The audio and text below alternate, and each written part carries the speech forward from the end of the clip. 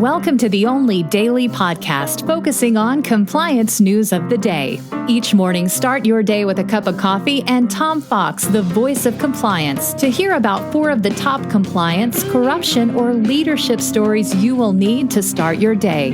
The Daily Compliance News is a production of the Compliance Podcast Network. June 19, 2020, the DACA edition. We begin with a story from the Wall Street Journal. The head of UK competition regulatory body is to step down, citing limits of the role. Andrew Tyree plans to step down as chairman, citing inherent limitations of his position.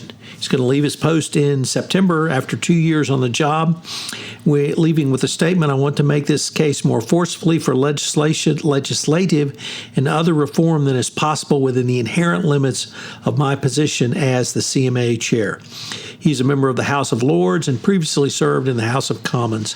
Under his leadership, the CMA made proposals to strengthen consumer protection laws and introduce higher fees for companies breaking competition laws, and suggested an overhaul of British audit and accounting sectors following a series of high-profile corporate collapses.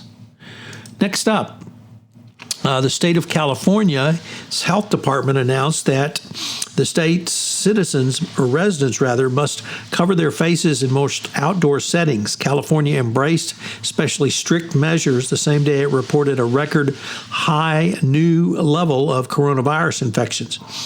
Meanwhile, mask mandates continue to generate controversy around the country, with the governor of Nebraska saying that any local government that requires masks in offices and courts would not get federal coronavirus funding allocated by the CARES Act.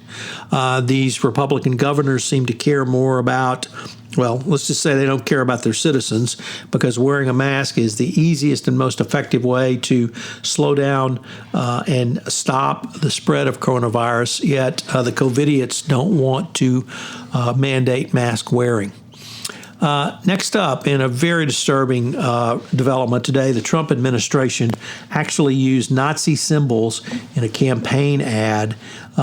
Clearly, anybody who looked at this saw what they were, the pink triangles that the Nazis used to identify homosexuals. And this was in a pro-Trump, or actually a Trump administration ad approved by the administration. The Facebook removed the advertisements, which had been posted on its platform by the Trump campaign. So the Trump campaign has moved from using Confederate symbols, and now it's using Nazi symbols. You really can't imagine that they could drop any lower, but every day they seem to be able to hit a new low in this.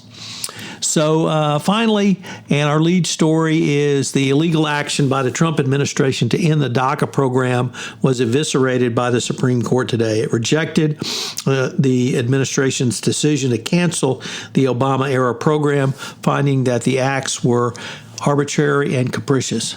Basically, there was no justification or reason for the hardship, or the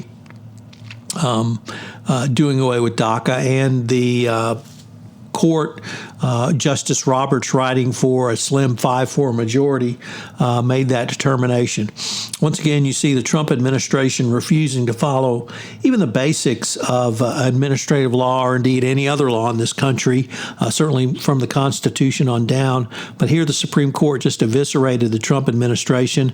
The administration first tried to justify it through the Secretary of Homeland Security. When that clearly failed, in lower courts, they came back and tried to retroactively give reasons, and the U.S. Supreme Court said no, it has to be based upon the actions at the time. So big ruling for the Dreamers. Let's hope they can continue. The Daily Compliance News is a production of the Compliance Podcast Network and a proud member of C-Suite Radio. Thanks so much for listening. I hope you'll join me again tomorrow.